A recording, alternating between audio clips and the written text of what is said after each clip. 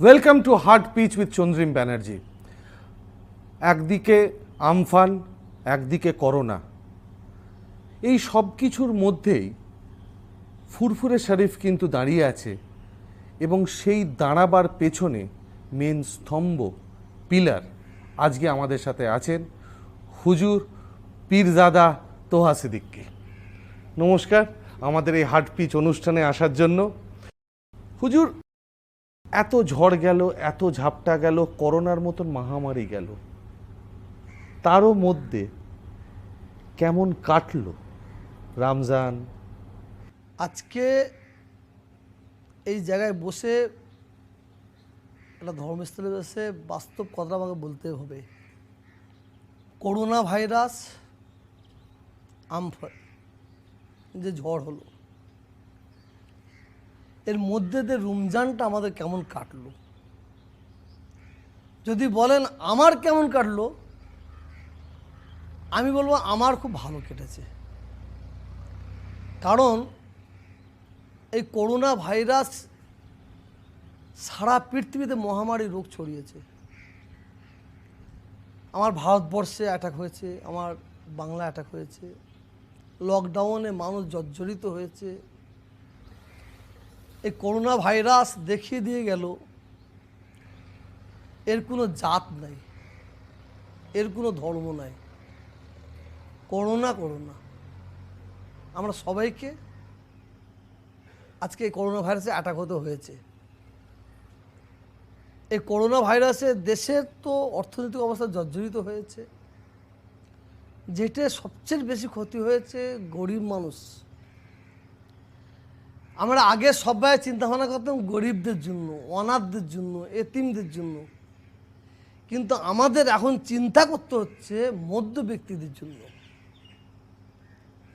এই গরিব, এতিম, অসহায় কিছু মানুষ আছে, তাদের যখন দুঃখ হয়, ব্যথা হয়, তাদের কষ্ট হয়, তারা কিন্তু মানুষের কাছে বলে, হাত পাতে। কিন্তু কিছু শ্রেণী মানুষ আছে, তারা কিন্তু মানুষের হাত পাততে পারে না, মধ্যবিত্ত। যার জন্য হযরত মুহাম্মদ সাল্লাল্লাহু আলাইহি ওয়াসাল্লাম, আমাদের প্রফেট, যিনি যাকে বলা হয় রাহমাতাল লিল আলামিন, উনি তো মুসলমানদের জন্য আসেন না, উনি মানব জাতির কল্যাণের জন্য এসেছেন, ভালাইয়ের জন্য এসেছেন। উনি তার জন্যই বলেছেন তোমরা দান করো, মানুষকে সাহায্য করো। সবচেয়ে দানটা মালিকের কাছে প্রিয়, গ্রহণযোগ্য। কোন দানটা? তোমার পাশের এমন এমন মানুষ আছে, তাদের একবেলা হচ্ছে, একবেলা খাওয়া হচ্ছে, একবেলা খাওয়া হচ্ছে না, পরনে কাপড় নেই, একদিন হচ্ছে, একদিন হয় না, কিন্তু তারা মানুষের কাছে হাত পাততে পারছে না, চাইতে পারছে না। তাদের ঘরে তোমরা লুকিয়ে তাদের সাহায্য করো। দেখো, যখন সাহায্য করতে যাবে, অন্য কোনো ব্যক্তির চোখে না পড়ে যাও তুমি, তাহলে কি হবে? অন্য ব্যক্তি জেনে যাবে সাহায্য করতে যাচ্ছে, ও লজ্জায় পড়ে যাবে, কষ্ট পাবে, সে সম্মানহানি হবে। তা এই ধরনের মানুষ এই করোনা ভাইরাসে আক্রান্ত হয়ে বিপদে পড়েছে। তারপরে যে আফান, যে ঝড় আমি আমার জীবনে ঝড় দেখিনি। আমার ফুরফুরা শরীফে আমার এখানে লক্ষ লক্ষ মানুষ আসে, বহু ক্ষতি হয়েছে। তাহলে পবিত্র রমজান দেখেন আমাদের কিভাবে খাওয়া হলো, কীভাবে পড়া হলো, কীভাবে কী হলো যায় না, আমরা যে রোজাটা রাখতে পেরেছি বেঁচে থেকে, এইটা আমাদের বড় পাওনা। আমরা করোনা ভাইরাসে আমাদের বেডে শুতে হয়নি, আমাদের হসপিটালে যেতে হয়নি। তাহলে আমরা হসপিটালে যেতাম, আমাদের কিন্তু রোজা রাখতে পারতাম না। কিন্তু এই রোজাটা রেখেছি, এর জন্য মালিকের কাছে আমরা হাজারো শুকর করি। খুব ব্যথা লাগছে, খুব কষ্ট লাগছে। আজকে 28 রোজা, আর মাত্র আজকে 29 রোজা, একটা দিন আমাদের রোজা আমাদের কাছ থেকে বিদায় নিয়ে চলে যাচ্ছে পবিত্র রমজান। এই রোজা যদি মালিক আমাদের হায়াত দেন, বাঁচিয়ে রাখেন, তবেই রোজাকে আমরা ফিরে পাবো। এই 1 বছরে কত মানুষ চলে যাবে। এই পবিত্র আমাদের মুসলমান ধর্মের এর চেয়ে বড় মাস নাই। আমাদের যেটা বলা হয়, আমি আপনার বললে বুঝতে সাধারণ মানুষ বুঝতে পারবে, একটা লোক যদি নামাজ পড়ে তার বিনিময়ে সে মালিক তাকে জান্নাত দিতে পারে, আপনাদের ভাষা বলে স্বর্গ। একটা লোক যদি দান করে তার বিনিময়ে সে জান্নাত পেতে পারে। একটা ব্যক্তি যদি হজ করে তার বিনিময়ে সে জান্নাত পাবে। একটা মানুষ বিমারে পড়েছে, অসুস্থ, তাকে যদি কেউ সাহায্য করে তার বিনিময়ে সে জান্নাত পেতে পারে। এই করোনা ভাইরাস, এই ঝড় বৃষ্টিতে বিপদে পড়েছে, তাকে যদি সাহায্য করে, তার পাশে দাঁড়ায়, এর বিনিময়ে সে কিন্তু জান্নাত পেতে পারে। আর এই পবিত্র রমজান মাসে আমরা যদি রোজাটা পালন করতে পারি ইসলামের আইন অনুযায়ী, ঠিক তারাবির নামাজ, হালাল পয়সা সেহেরি ইফতারটা যদি আহার করতে পারি, এর বিনিময়ে আমরা খোদ মালিককে পাবো, আল্লাহকে পাবো। এত সুন্দর মাস আমাদের কাছ থেকে বিদায় নিয়ে চলে যাচ্ছে। তো যেভাবে মুসলিম জাহান যে পবিত্র রমজান মাসে রোজা রাখে, যে আনন্দ সুখে, সেইভাবে এবারে মানুষ রাখতে পারলো না, কষ্ট পেলো একটু। তাহলেও কষ্টের মধ্যে আমরা সুখ পেয়েছি, আমরা রোজাটা রাখতে পেরেছি। একটা সময় ছিল, যেমন আগের বছরই ধরুন রমজানে প্রত্যেক দিন সন্ধেবেলা একটা ইফতার পার্টি হতো। এবারে বলা হলো করোনার জন্য ইফতার পার্টি হবে না। রাজ্য সরকার, কেন্দ্রীয় সরকার বলল যে ঈদ এরকমভাবে একসাথে পড়া যাবে না, মানে ঈদে একসাথে নামাজ পড়া যাবে না। তা সে বিষয়ে আপনার কি প্রতিক্রিয়া? দেখেন, এই ইফতার পার্টি কথাটা আমরা ঘৃণা করি। আর ইফতার পার্টি কথাটা নিয়ে এসেছে পলিটিক্যাল লিডার, নেতা নেত্রীরা। ইফতার পার্টি আমরা করি না, আমরা করি ইফতার মজলিস। ইফতার পার্টি পলিটিক্যাল লিডার করে। আমরা ইফতার যে মানুষকে নিয়ে করি, কাকে নিয়ে ইফতার করবেন? যে লোকটা রোজা রাখলো না সে কি ইফতার করবে? যে পিচ্ছাপ করে জল নিল না, পানি নিল না, সে কি ইফতার করবে? আমরা ইফতার মজলিস করি। আমরা যখন ইফতার মজলিস করি, যখন আমরা বসি খেতে, তখন আমরা প্রত্যেকটা রোজাদারই আমরা আহার করি। এবার আপনাদের অনেকের প্রশ্ন থাকতে পারে, তাহলে যদি বেরোজগার যদি কোনো আমার অমুসলিম ভাই আসে, তাদেরকে আমরা তুলে দেবো? না, মোটে নয়, এটা মোটেই ধর্ম শিখায় নেই। আপনার প্রথম কথার উত্তর আমি দিলাম, আমরা ইফতার পার্টি করি না, আমরা ইফতার মজলিস করি, নাম্বার 1।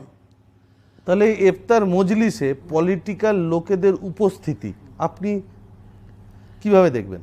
পলিটিক্যাল লোকেরা, শোনেন, আমাদের ধর্মের মানুষেরা আপনাদের অনুষ্ঠানে যায়, আপনাদের ধর্মের মানুষ আমাদের অনুষ্ঠানে যায়, কিন্তু ওই কি মানে আপনি কিন্তু আমার অনেকে বলে অন্য ধর্মের মানুষ অন্য ধর্মে, আমরা তাই তো আমরা ভাই ভাই মিলে আছে, সব ঠিক আছে, কিন্তু আপনাকে যদি বলি আমি গরুর মাংস খাবেন, এটা আপনি হতে পারে না।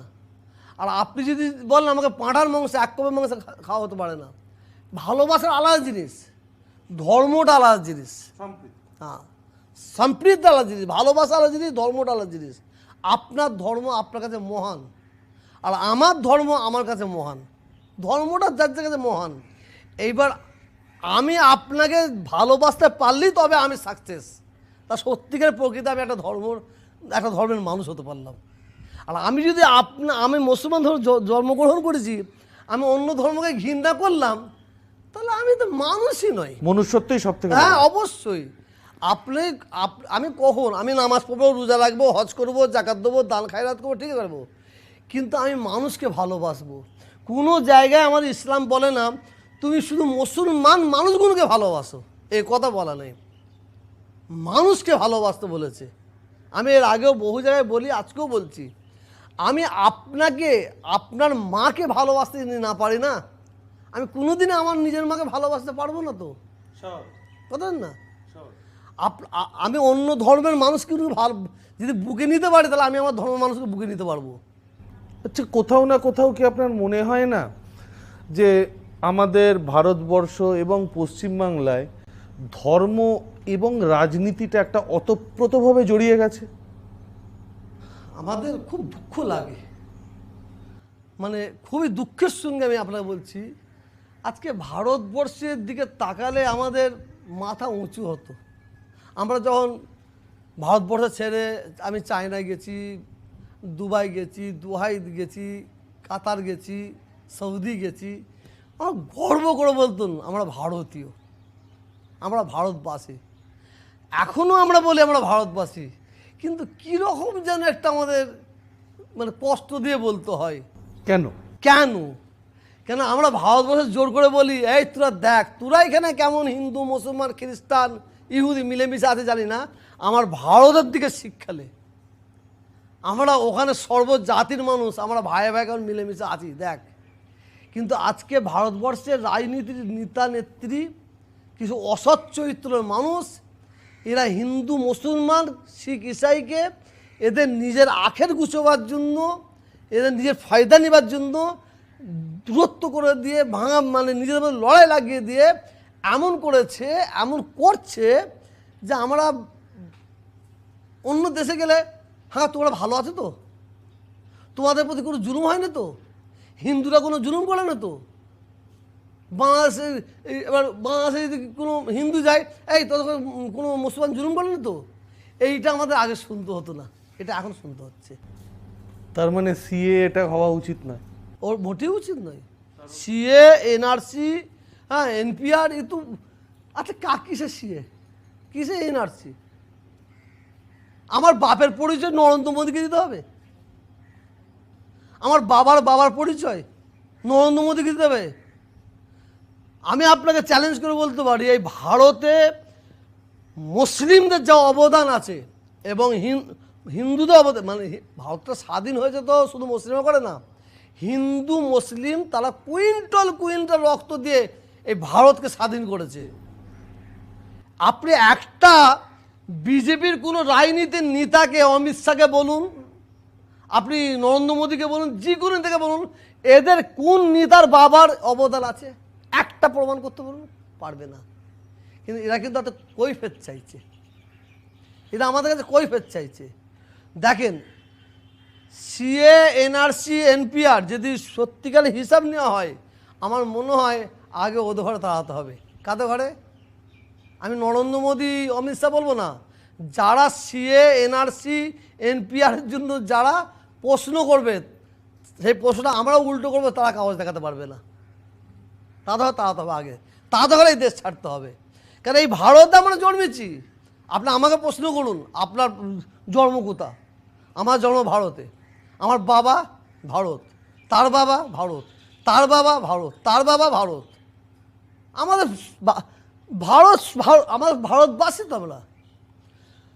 যদি আমি চাই ভারতবর্ষে থেকে যারা উদ্বাস্তু আছে তারা তাড়ানো হোক, এটা আমি চাই, অবশ্যই চাই উদ্বাস্তুদের তাড়ানো হোক, এটা আমি চাই, আমি বারে বলতে চাই। কিন্তু উদ্বাস্তু কারা?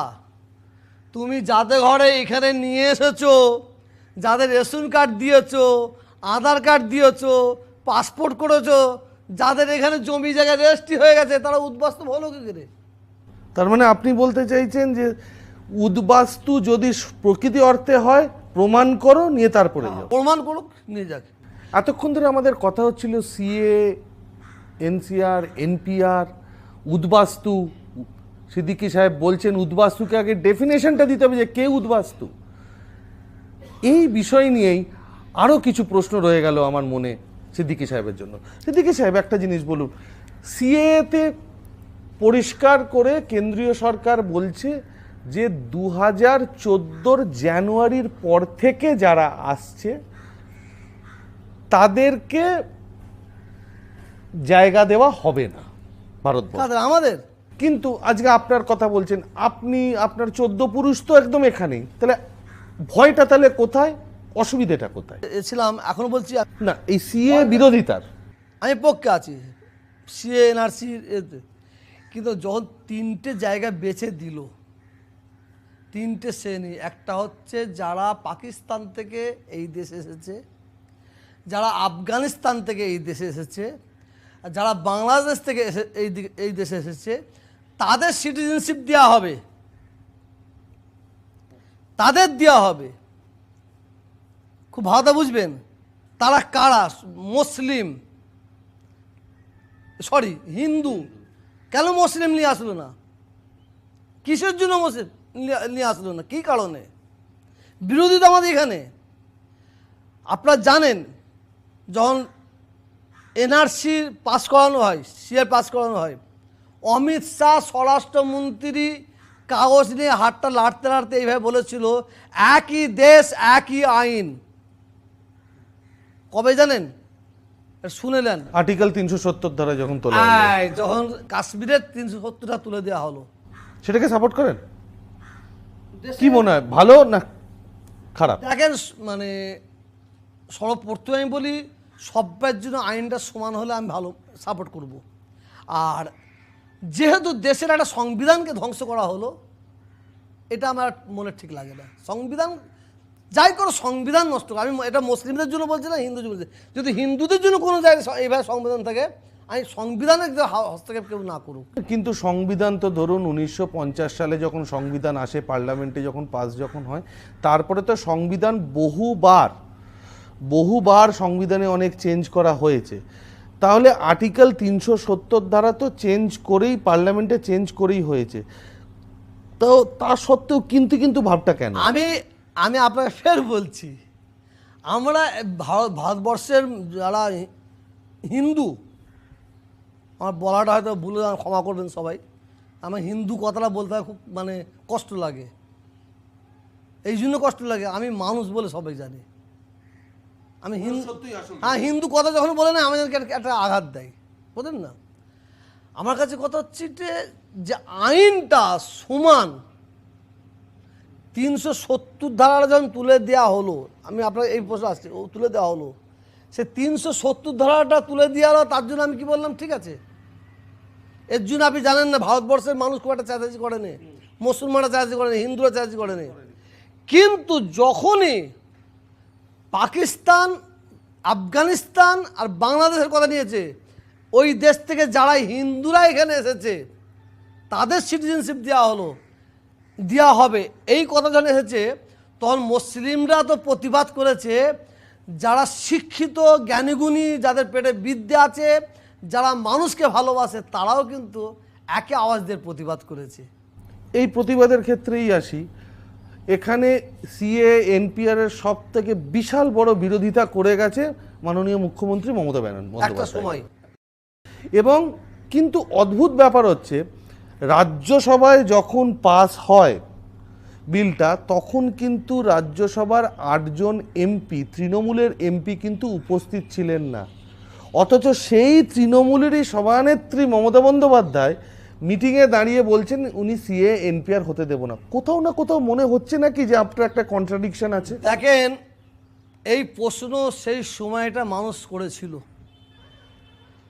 তখন পশ্চিমবাংলার মুখ্যমন্ত্রী একজনের এক একটা ব্যাপার দেখিয়েছিল, ও অমুক জায়গায় আছে, অসুস্থ, অমুক জায়গায় আছে।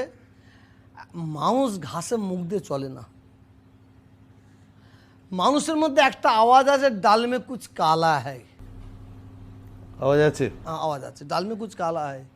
আমি আপনাকে বলছি, শুনুন, পশ্চিমবাংলার মুখ্যমন্ত্রী মমতা ব্যানার্জিকে আমি একদিন ওনার পাশে বসে বলেছিলাম যে আপনি যাদের খুব আপন ভাবছেন, তারা কিন্তু আপনাকে একদিন আঘাত করবে, আর যাদের কিন্তু আপনি খুব দুশ্মন ভাবছেন, তারা কিন্তু আপনার পাশে দাঁড়াবে।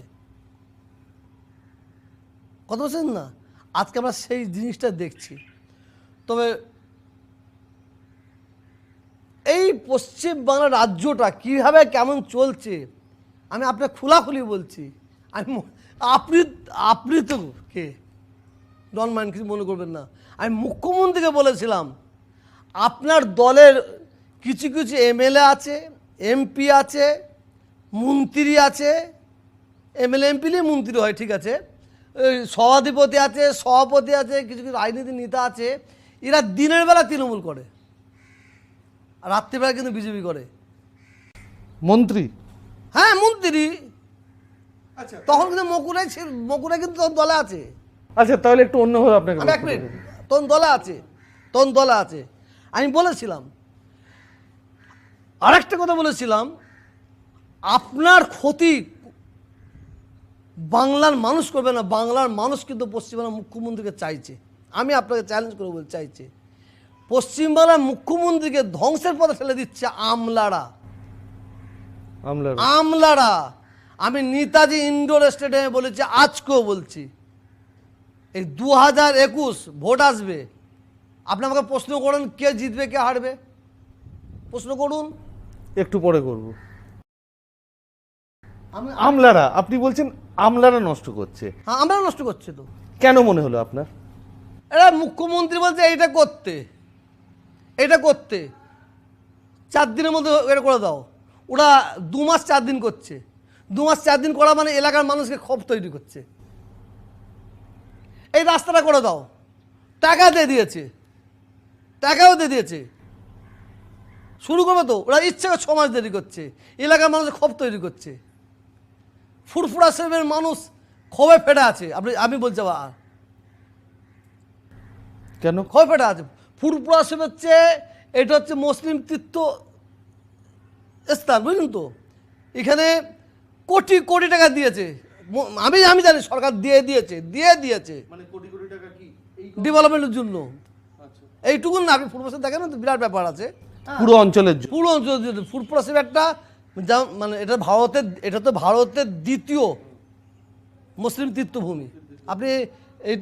আপনি এখানে এসেছেন, যা ছোট্ট একটা জায়গা আছে, একটা ছোট্ট কুয়া এসেছে, সমুদ্র আছে এখন, যাক, কোটি কোটি টাকা দিয়েছে, কিন্তু আমলারা কাজ করেনি, ইচ্ছে করে চেপে রেখেছে।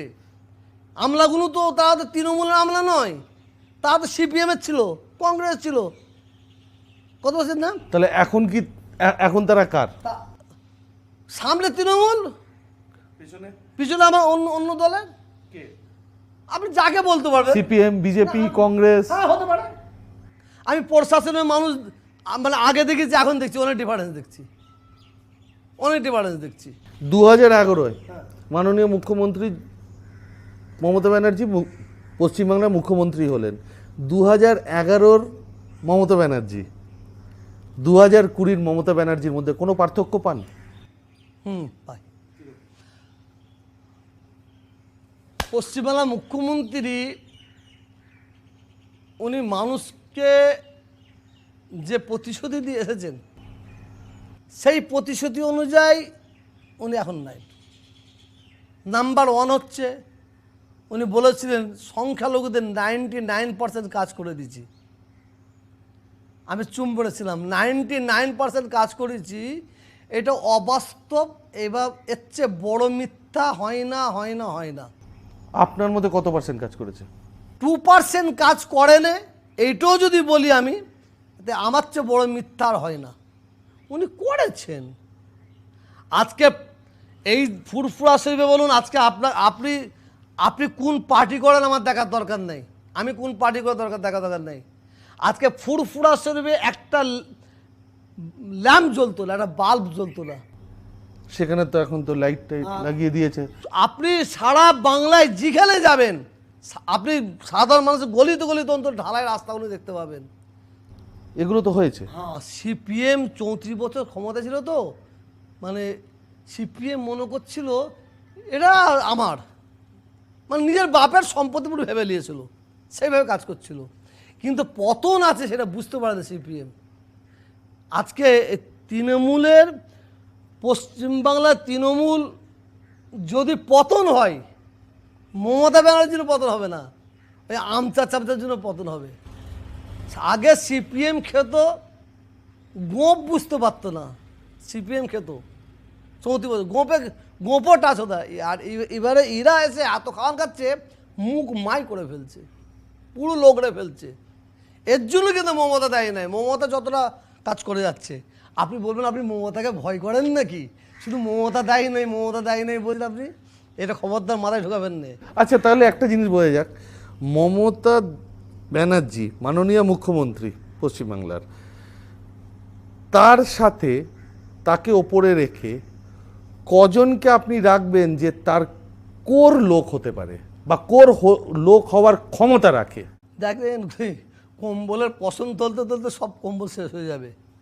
তা পশ্চিম বাংলায়, এই পশ্চিম বাংলায় কিছু কম বেশি 9 কোটি মানুষ বাস করে। 9 কোটি, 9 কোটির মধ্যে 4 থেকে 4.5 কোটি মুসলমান আছে। 4 কোটি, 4 কোটি মানে তো প্রায় 50%। 50%। আপনি কিন্তু সরকারি হিসাবে পাবেন না, ওই 28-30 দেখাবে। মানে আমার বাবার বাবা শুনেছে 28, আমার বাবাও শুনেছে 28, আমিও শুনছি 28, আমার মেয়েও শুনছে 28। কিন্তু সেন্সাসের কাজ তো পশ্চিমবঙ্গ সরকার করে, ভারত ও সরকার। এটা দমিয়ে রাখা হয়, কারণ এটা এটা মুসলিমরা জানতে পারে, এটা মন মানসিকতা, বুঝলেন না? হ্যাঁ, এরা একটু পেয়ে যায়। কিন্তু আমাদের হিসাবে যেটা বলছি, তো আমি আপনাকে চারিদিকে ঘুরে ঘাড়ে বলছি, আমি তো বহু জায়গায় ঘুরেছি, ঘুরে বলছি, পশ্চিম বাংলার জননেত্রী বলতে যদি কাউকে বোঝায়, তার নাম হচ্ছে মমতা ব্যানার্জি। জননেত্রী আপনি যাকে জিজ্ঞেস করবেন সে বলে মমতা ব্যানার্জি। আর জননেতা যদি আপনি কাউকে বলেন, তার নাম হচ্ছে শুভেন্দু অধিকারী। আমি বাস্তব বলছি, তার নাম হচ্ছে শুভেন্দু অধিকারী। এই যে করোনা ভাইরাস হলো, করোনা ভাইরাসে ওনার দান সম্পর্কে জানার চেষ্টা করুন। আমি তো যেটা জানি, সবাই রাজনীতির নেতা থেকে সাধারণ মানুষ সবাই দান করেছে। তা 1 নম্বরে যদি কাউকে দিতে হয়, সেটা আমাকে শুভেন্দু অধিকারী দিতে হবে। কেন? এত দান, এত সাধারণ মানুষ তাতে সাহায্য পেয়েছে। সেকেন্ড নাম্বার জাকির হোসেন, মুর্শিদাবাদের জাকির হোসেন। মানে আমার তো একটা নেটওয়ার্ক আছে, আমার তো নেটওয়ার্ক আছে। জাকির হোসেন সরকারের টাকা নিয়ে দান করেন, জাকির হোসেন কোটি কোটি টাকা দান করেছে। আপনি চলে যান, রাজীব ব্যানার্জি দান করেছে, শুনছি, আরও সবাই করে, সবাই কেউ কম বেশি করেছে। কিন্তু আপনি আপনার প্রশ্নের উত্তর হচ্ছে জননেতা আমার কাছে নাই, সারা বাংলার মানুষের কাছে জননেতা শুভেন্দু অধিকারী, আর জননেত্রী মমতা ব্যানার্জি। ওই আমি যদি একটা বাচ্চা শিশুকে, শোনেন, কাক হয়ে বক সাজা যায়নি, কাক সবসময় কাকই হয়, বগই হয়। আমি তোহা সিদ্দিকী, আমি যদি মনে করি আমি ফুরফুরা শরীফের পীর আবু বকর সিদ্দিকী হব, এটা সম্ভব নয়।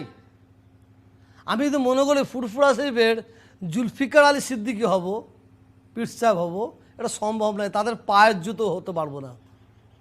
আর যদি কেউ মনে করে আমি কাক হয়ে বক সাজবো, তাকে বক সাজানো হবে, ও সাজাবেন অনেকের জন্য, কিন্তু আকাশ থেকে যেন বৃষ্টি হবে না, রংটা খুলে।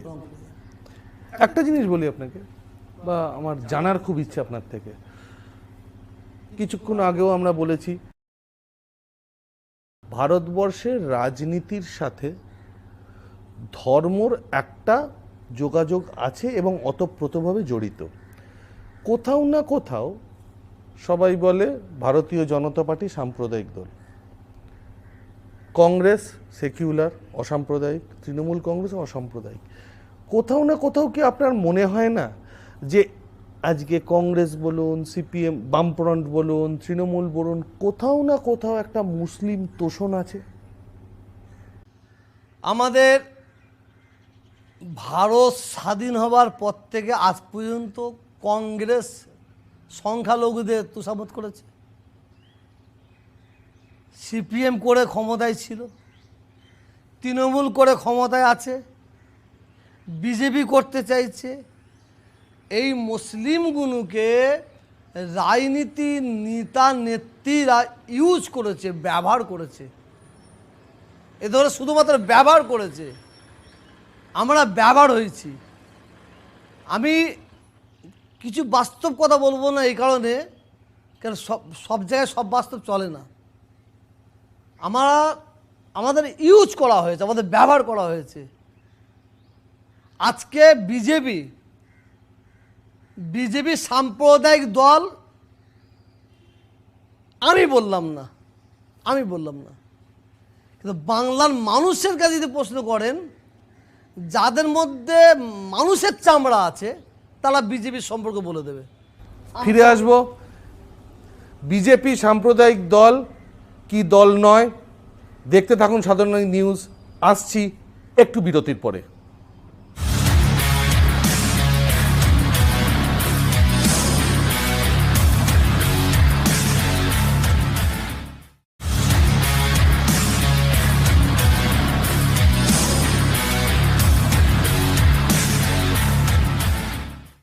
ফিরে এলাম বিরতির পরে।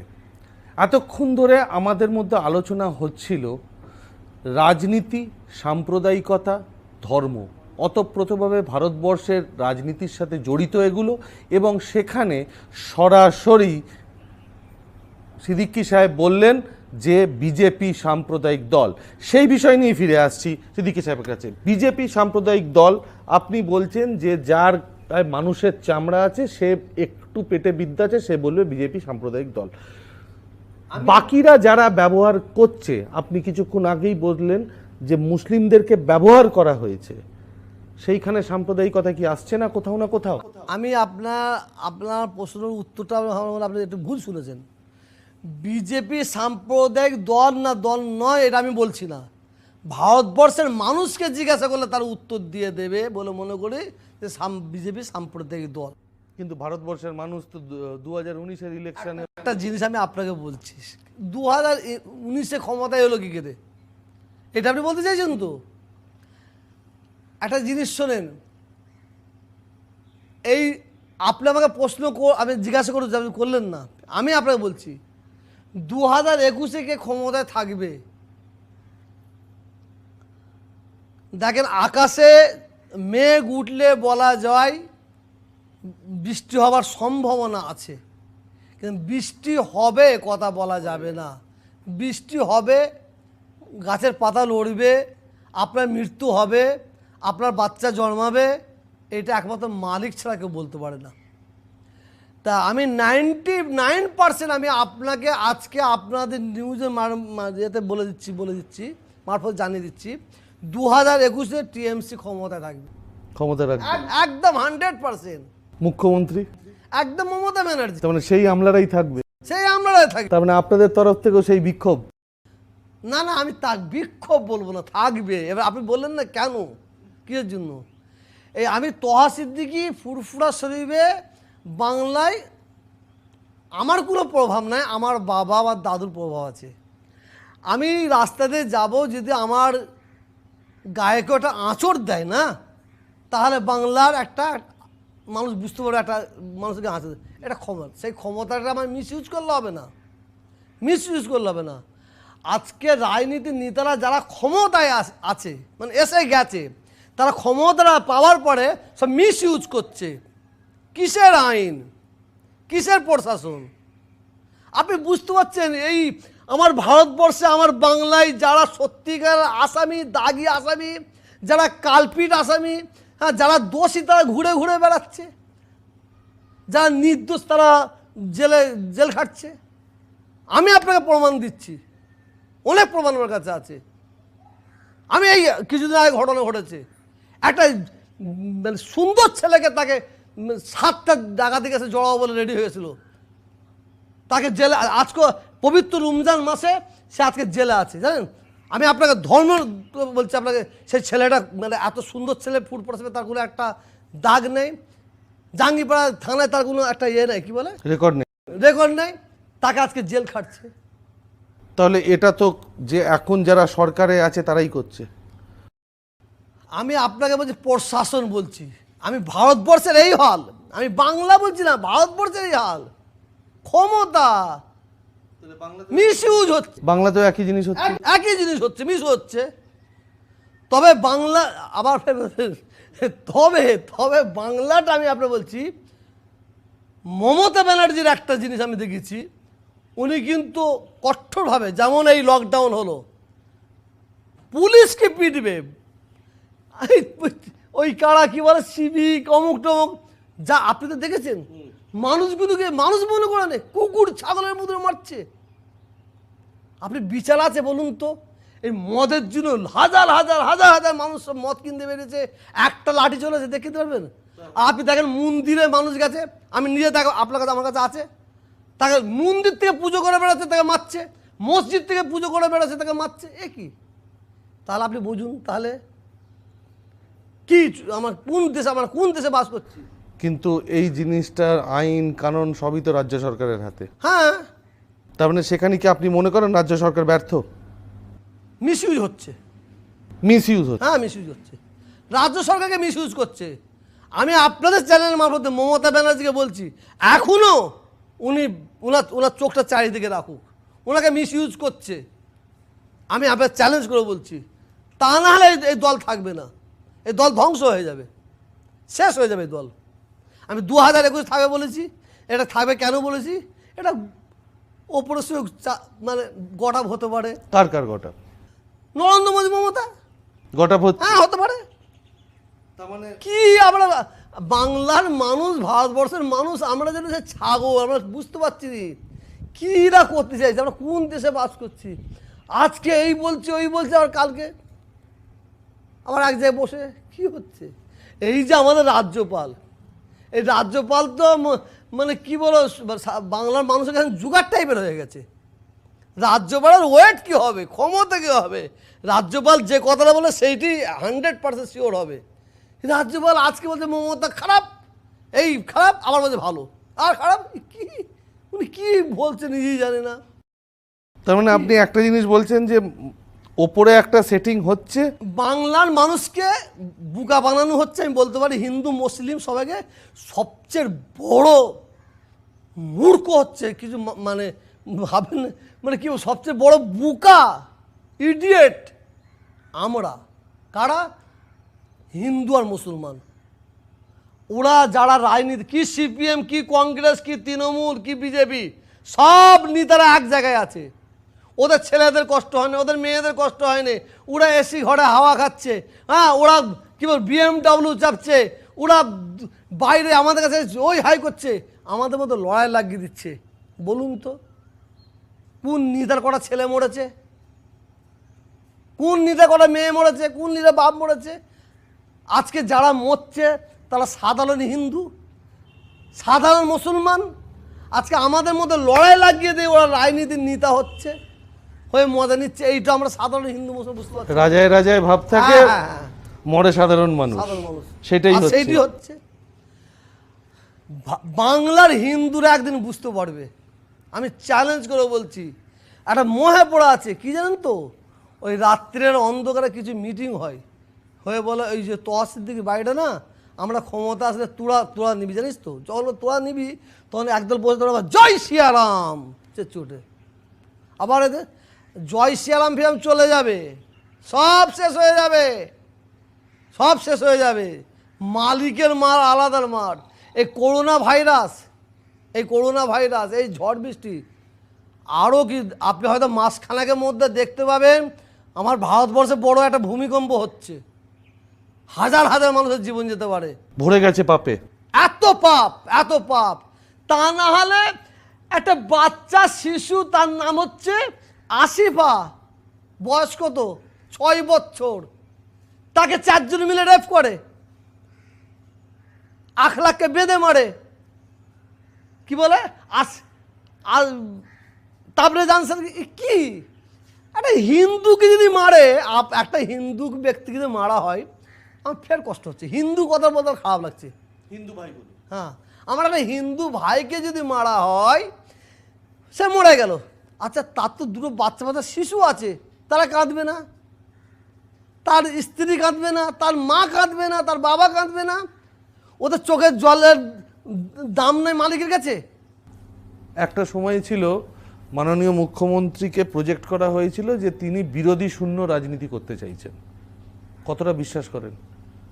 মমতা ব্যানার্জি, আপনাকে আমি একটা কথা বলি, উনি এই যে ঝড়টা, আমি আমার কথা, ওই ঝড়টা আসার পরে এইবারে বুঝতে পারলাম যে আমি যে গাছ লাগিয়েছি, আরও গাছ লাগালে আমার লাভ হতো। তা আমার ঝড়গুলো এসে ধাক্কাটা যখন মারতো না, আগে গাছে মারতো। মমতা ব্যানার্জি বিরোধী শূন্য করতে গিয়ে সে গাঁটতে গিয়া গাঁড়ু হো গিয়া ভাঁড়, বুঝলেন তো? মমতা ব্যানার্জি বাংলায় দুটো গাছ থাকবে, একটা বিজেপি, আর একটা তৃণমূল, আর কোনো গাছ থাকবে এটা না। কি সেটিং এর জন্য মনে করি? আমি সেটিং বেড়ে দুটো গাছ তো আছে, এখন দুটো গাছ থাকবে, হ্যাঁ দুটো গাছ, কিন্তু যখন দুটো গাছে ঝড় লাগবে ভুল করছে, আরও দরকার। এখন বলছে দেখছেন, এখন বলছে এখন কোনো রাজনীতি নাই, নরেন্দ্র মোদীও বলছে এখন কোনো রাজনীতি নয়, এসো এখন বিরোধী সবাই মিলে আমরা একসঙ্গে করি। নরেন্দ্র মোদী বলছে, মমতা বলছে। নরেন্দ্র মোদী 1,000 কোটি টাকা দিল, সঙ্গে যারা মারা গেছে তাদেরকে 2 লক্ষ টাকা করে এক একটা পরিবার, পাবে তো, 2 লক্ষ টাকা করে পাবে তো। মাননীয় মুখ্যমন্ত্রী বলছেন যে যা লস হয়েছে 1 লক্ষ কোটি টাকা।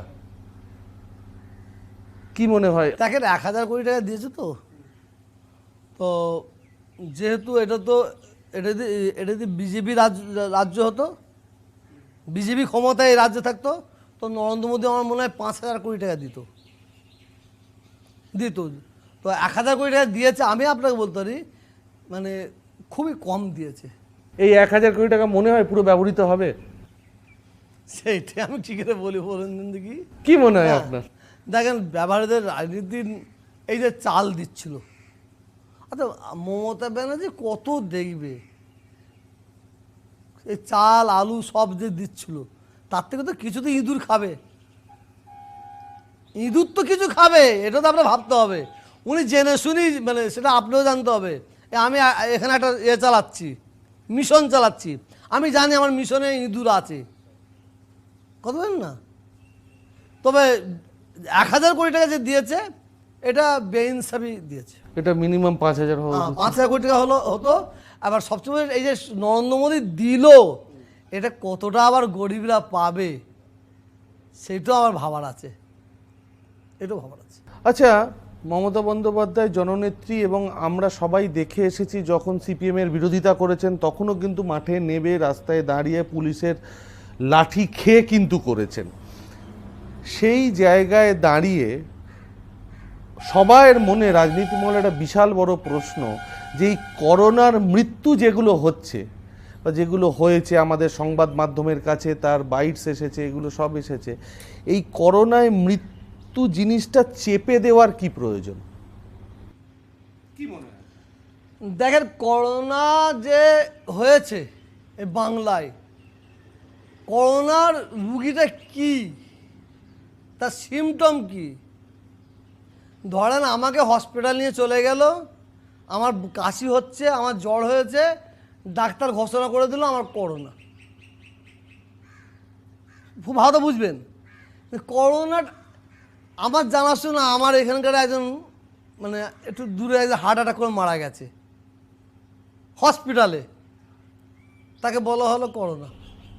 বডি পেয়েছিলেন? বডি পাওয়া গেছে অন্য জায়গায়, এটা হাওড়া জেলার কথা বলছি না, কিন্তু তো অনেকজন তো বডি পাচ্ছে না। আমাদের, আমি আমার শিষ্যদের কথা বলছি, আমার শিষ্য 24 পরগনায় মারা গেছে, তার বডি নিতে এসেছে, করোনা বলেছিল, তারপর না করোনা হয়নি, বডি নিয়ে যান, বডি নিয়ে এসে নিতে এসে দেখে বডি নেই, বডি নিয়ে পালিয়ে গেছে, একটা এটা একটু অমানবিক বলে মনে হয় না? হ্যাঁ হচ্ছে, এই অমানবিকতাটা হচ্ছে। এটা মানুষকে মানে একটা আতঙ্কের মধ্যে রাখা হচ্ছে। করোনা, আমার বাংলায় করোনা হচ্ছে বলে মনে হয় না, ভারতবর্ষে করোনা আছে। যদি করোনা হয় তার জন্য দায়ী কে? কেন্দ্রীয় সরকার। বাহ, আমি যেটা সোশ্যাল মিডিয়া দেখছিলাম, এই করোনাটা নিয়ে এসেছে আমেরিকার কি বলে প্রেসিডেন্ট, যেটা সোশ্যাল মিডিয়া, আমি বলছি না, উনি 1,000 লোককে নিয়ে নাকি ঢুকেছিলেন। সোশ্যাল মিডিয়াতে তো এটাও বলছে যে করোনা নিয়ে এসে চীন থেকে, হ্যাঁ বলছে, উহান ইনস্টিটিউট অফ ভাইরোলজি বলছে। কিন্তু মমতা ব্যানার্জিকে আপনাকে ধন্যবাদ দিতে হবে। মমতা ব্যানার্জি কিন্তু লকডাউনের জন্য উনি সর্বপ্রথম আওয়াজ তুলেছিল। তারপরে কি করবে? মানুষকে কত ঢুকবে? পুলিশ যদি পিটাই করলে পুলিশের দোষ হবে। আজকে আপনি বলেন না, যদি মানুষ আস্তে আস্তে কতদিন বাড়ি থাকবে, তার বিরোধ, তখন মানুষ বেরিয়ে পড়বে হাজার হাজার লাখ লাখ, তো কত সামলাবে? তার মমতা ব্যানার্জি সব গুলি করে মারতে হবে পুলিশ দিয়ে, সেটা সম্ভব নয়। তাহলে অমানবিকতা একটা জিনিস রয়ে যাচ্ছে, হ্যাঁ, একটা রয়ে যাচ্ছে। মানবিকতা, অমানবিকতা। করোনার জন্য একটা অমানবিকতা, আমলাদের জন্য একটা অমানবিকতা, অনেক কিছু ডিসকাশন করছি, কিন্তু কোথাও না কোথাও আমরা তো মানুষ, এই অমানবিকতার থেকে তো মানবিক হতে হবে। সেদিকে সাহেব আমার প্রশ্ন, মানছি সব খারাপ, কিন্তু পৃথিবীটা তো ধ্বংস তো হয়ে যেতে পারে না। আমরা মানুষ, সব থেকে বড় ধর্ম মনুষ্যত্ব। এই অমানবিকতার থেকে মানবিক হওয়া মনে মনে হয় না কি ঈদ একটা বিশাল বড় ফ্যাক্টর? আমি সর্বপ্রথমে ঈদ ফ্যাক্টরের আগে একটা কথা বলি, মানবিক। আমি পীরজাদা তহা সিদ্দিকী, আমার চরিত্র কেমন, স্বভাব কেমন, আমি মানুষ কেমন, আমি কতটা সৎ কতটা অসৎ, আপনি সারা পশ্চিম বাংলার মানুষের কাছে প্রশ্ন করবেন। মালিকের দয়ায় আশা করি সবাই গুড সার্টিফিকেট দেবে। ওই সার্টিফিকেটের আমার কাছে কোনো দাম নেই। ব্যাড সার্টিফিকেট দেবে, ওই সার্টিফিকেটের আমার কাছে কোনো দাম নেই। এই যে আপনি প্যান্ট শার্ট পরে বসে আছেন, আপনাকে কোনো মানুষ কিন্তু অভদ্র বলবে না, ভদ্র মানুষ বলবেন। আমি কতটা ভদ্র, আপনি কতটা ভদ্র, আপনি কতটা অভদ্র, আমি কতটা অভদ্র, এর সার্টিফিকেট একমাত্র নিজেকে নিজেই দেওয়া যায়। আমি কতটা চুরি করেছি, ডাকাতি করেছি, চিটিংবাজি করেছি, ধোঁকাবাজি করেছি, এটা আমি ছাড়া কেউ জানে না। আমি কতটা মানুষের ভালো করেছি, কতটা খারাপ করেছি, সেটা আমি ছাড়া কেউ জানে না। তো মানবিকতার এটা পরিচয়, অমানবিক পরিচয়, এটা নিজের সার্টিফিকেট ছাড়া অন্য কিছু হতে পারে না। আজকে মানবিক কাকে বলবেন আপনি, কোন ব্যক্তি বলবেন? একটা লোক এখন একজনকে আপনি একটা ব্যক্তিকে খেতে দিচ্ছেন, খাওয়াটা দেখে বলছে ঠিক আছে দারুণ কাজ করছে, কিন্তু আপনি তো 5টা মানুষকে দেখাবার জন্য করছেন, আপনি যে মালিককে সন্তুষ্ট করার জন্য করছেন না। আপনাকে মনটাকে সাফ করতে হবে, পবিত্র করতে হবে। আপনি মন্দিরে যাবেন পুজো করতে, আপনার পুজোর কোনো দাম নাই।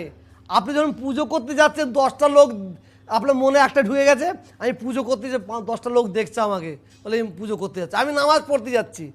আমার তোর মনে মনে ঢুকেছে আমি নামাজ পড়তে যখন যাবো 5টা মানুষ দেখে আমাকে ভালো বলবে, তবে এখানে গলত লোক দেখানো ব্যাপারটা চলে। লোক দেখানো ব্যাপার। মমতা ব্যানার্জি যখন ওই করোনা ভাইরাসে মাল দিবার জন্য দেখলেন ওই কি বলে গন্ডি করছে, একদল লোক বলছে ওই দেখাবার জন্য করছে, আর একদল লোক বলছে এই হচ্ছে মুখ্যমন্ত্রী। এবার ওনাকে জানতে হবে আপনি কত লোক দেখানো করছেন না সত্যি মন থেকে করছেন, উনি বলতে পারবেন। আর কি বলতে কি মনে হয় উনি বলতে পারবেন? হ্যাঁ পারবে নিশ্চয়ই, সেটা খুব কাছের লোক হলে বলতে পারবে, খুব কাছের লোক হলে। খুব কাছের লোক হলে। আপনি তো সেই কাছের লোকের মধ্যে পড়েন না। দেখেন আমার একটা পাবলিক, আমি যদি সে তো জননেত্রী। না উনি আমায় ভালোবাসেন, আমিও ওনাকে ভালোবাসি, উনি আমায় ভালোবাসেন, আমি ওনাকে ভালোবাসি, বাসবো। উনার অন্যায় আমি বলবো, অত সহজ। সেটাই তো ভালোবাসা। আমি মানুষের জন্য, আমি মমতা ব্যানার্জির যারা ভুলগুলো বলে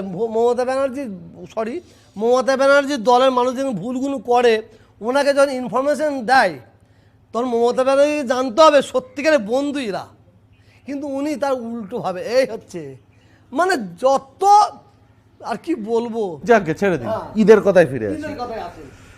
কিভাবে ঈদটা আপনার, একটা জিনিস আমি বলি, মানে আজ আপনাকে জিজ্ঞেস করতে যে আমি এসে এখানে দেখলাম অনাথদের জন্য দান করুন। আপনি এই অঞ্চলে একটা সংস্থা চালান, এনজিও, অনাথ শিশুদের জন্য, যেটা আজকের দিনে সেই মানসিকতার পরিচয় পাওয়াটা খুব ডিফিকাল্ট, এটা আপনিও মানবেন। নইলে রাস্তায় এত অনাথ পশ্চিমবাংলা তথা ভারতবর্ষতে আমরা এত অনাথ দেখতে পেতাম না। কি করে শুরু করলেন এই জিনিসটা? আমি 2000 সালে মুজাদ্দেদিয়া অনাথ ফাউন্ডেশন প্রতিষ্ঠিত করেছি। আপনি যদি পারেন আমার রুলসের কাগজ যে খাতাটা দেখে যাবেন, আমি খাতার মধ্যে লিখেছি, একটা পর একটা পয়েন্ট দিয়েছি এবং সাইন করেছি। মুজাদ্দেদিয়া অনাথ ফাউন্ডেশন হিন্দুদের জন্য আমি করিনি, মুসলমানদের জন্য মুজাদ্দেদে অনাথ ফাউন্ডেশন নয়, খ্রিস্টানদের জন্য নয়, মুজাদ্দেদে অনাথ ফাউন্ডেশন মানুষের জন্য আমি গড়ে তুলেছি। 2000 সালে মাত্র 5000 টাকা দিয়ে শুরু করেছি। আজ সে মুজাদ্দেদে অনাথ ফাউন্ডেশন 89টা অ্যাম্বুলেন্স কিনে মানে মানুষের জন্য দান করেছে। মুজাদ্দেদে অনাথ ফাউন্ডেশন শাখা প্রায় 400-এর ওপরে। দেখেন, আমি আমার নিজের কথা বলতে ভালো লাগে না, গাছ তোর নাম কি, ফলেই আমার পরিচয়।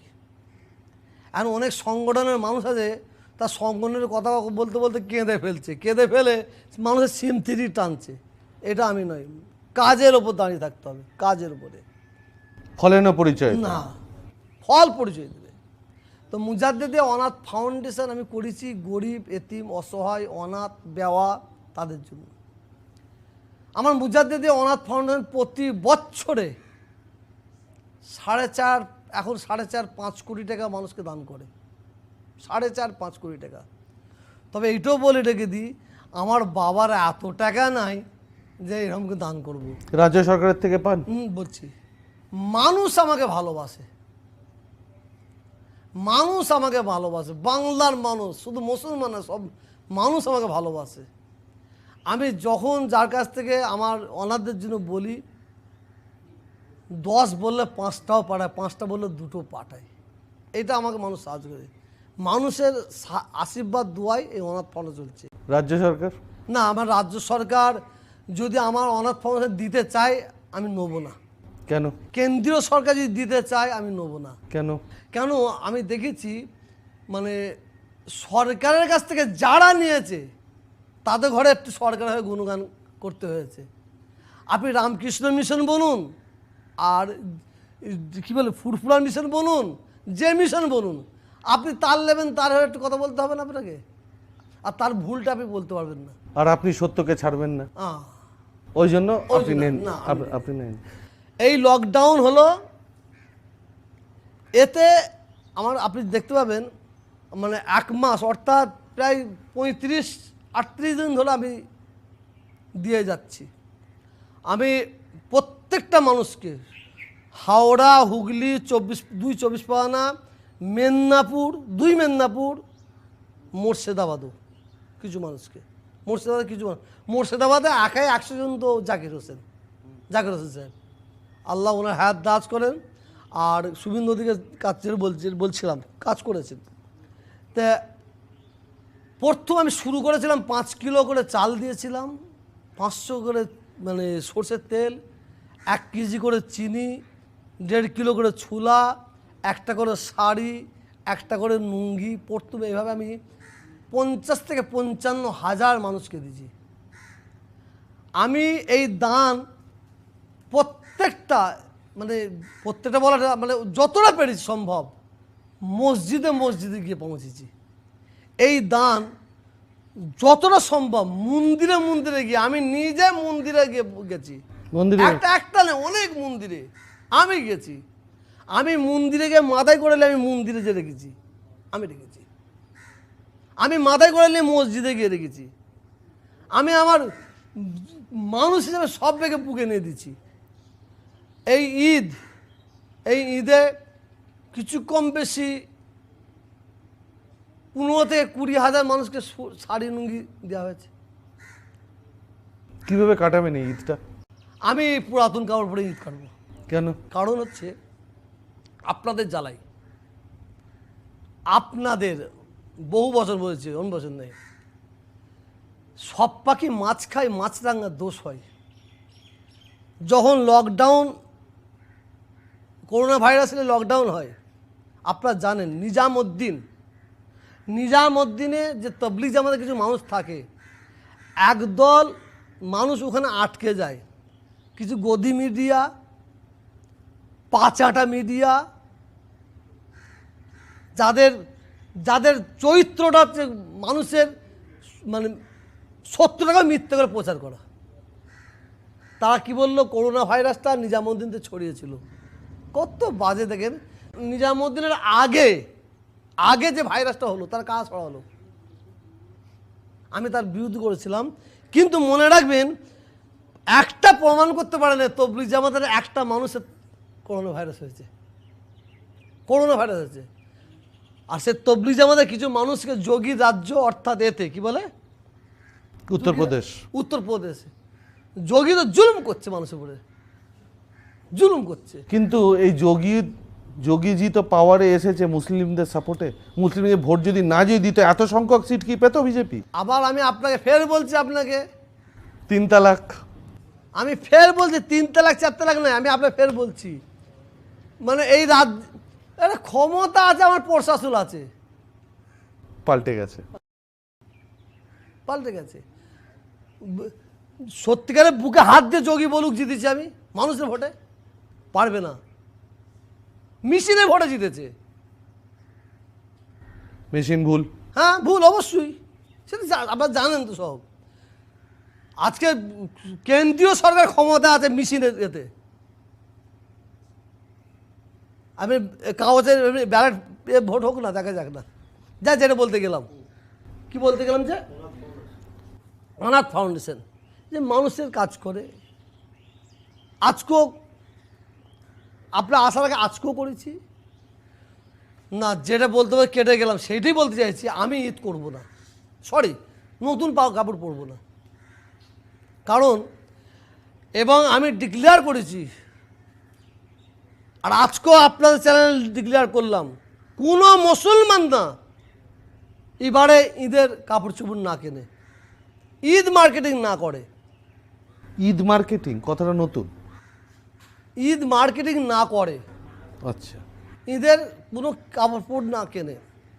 কারণ কিছু গদি মিডিয়া আছে, তারা ক্যামেরা নিয়ে বসা আছে, কাপড়ের দোকানে যখন কাপড় কিনতে যাবে মুসলিমরা ছেলেমেয়েরা, ওরা সেটা ক্যামেরায় নিয়ে কালকে বাজিয়ে দেবে, ফের করোনা ভাইরাস এসে গেল এই মুসলমানদের জন্য ঈদের কাপড় কিনতে যাওয়ার জন্য, কেন ওদের বিরাটটা এটা হবে। তো এবারে মুসলিমরা ঈদের বাজার আপনি যে দেখেন বাজার করছে না, কমে। এবারে আপনার আজকে দেখেন, আজকের দিনে মানুষ কলকাতা কোনো বাজার ফাঁকা থাকতো না, মানুষ যাচ্ছে না। সবচেয়ে বড় জিনিস গরিব এতিম অসহায়, তা তো সারা জীবন পুরাতন কাপড় পরে ঈদ করে, আমরা একটা বছর করব, কি হয়েছে? আমি নিজে আমার স্ত্রীকে আজকে বলেছি আমার একটা কাপড় ধুয়ে রেখে দাও, একটা লুঙ্গি লুঙ্গি ধুয়ে রেখে দাও, আমি ওই পরে ঈদ করবো। আমি আমার বাড়ির সবাইকে বলেছি তোমরা কেউ নতুন কাপড় পরবে না, কেউ নতুন। বাড়ির লোক কি বলবে? হ্যাঁ খুশি। আমরা দুটো ভাগ করে নিচ্ছি, একটা দুঃখের সময়, এই করোনা ভাইরাসে অনেক মানুষ মারা গেছে, তাদের পরিবারবর্গ কষ্ট পাবে, আর একটা হচ্ছে গরিব মানুষ যারা আছে তাদের সঙ্গে আমরা ভাগ করে নেবো। ঈদ মানে খুশি, হ্যাঁ ঈদ মানে খুশি। আপনার ঈদের আগে আপনাদের মিডিয়ার দ্বারাই সারা ভারতবর্ষে, বিশেষ করে পশ্চিমবাংলার মানুষের কাছে জাতি ধর্ম বর্ণ নির্বিশেষে সকলকে এবং আপনাদের চ্যানেলের প্রত্যেকটা পরিবারকে ফুরফুরা দরবার শরীফ মুজাদ্দেদিয়া অনাথ ফাউন্ডেশনের তরফ থেকে ঈদের শুভেচ্ছা জানাচ্ছি এবং মোবারকবাদ জানাচ্ছি। সবাই ঈদ করুক, খুশির সঙ্গে করুক। ঈদের নামাজটা ভিড়ে করবেন না, যেখানে একবার করেন সেখানে আগের জায়গায় ঈদগাহে 3 বার নামাজ পড়ান। আমরা 1000 লোক 100 নামাজ পড়ি, আমরা সেটা 4 বার 4টে ইমাম দিয়ে পড়বো। এটা সবাইকে আর ছোটো ঘোষণা দিলাম। এবং আপনারা এসেছেন, মানে আপনাদের এর দ্বারা আমার মনে হয় বাংলার মানুষ একটা বড় বার্তা পেল যে আমরা ঈদটা কীভাবে করব। ঈদ প্রত্যেককে বলছি, ঈদগাহের ময়দানে আপনারা ঈদের নামাজ পড়ুন, কিন্তু ভাগ করে পড়ুন। খুব ভালো লাগলো কথা শুনে সিদ্দিকী সাহেবের, যে একই প্রাণ একই মন, নাম হয়তো আলাদা রাম বা রহিম, কিন্তু সম্প্রীতিটাই আসল, মনুষ্যত্বই আসল।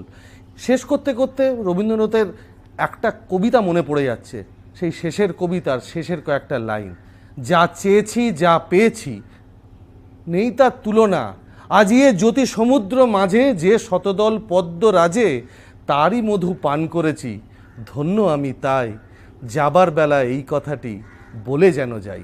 দেখতে থাকুন সাধনা নিউজ টিভি। আমি চন্দ্রিম ব্যানার্জি, নমস্কার।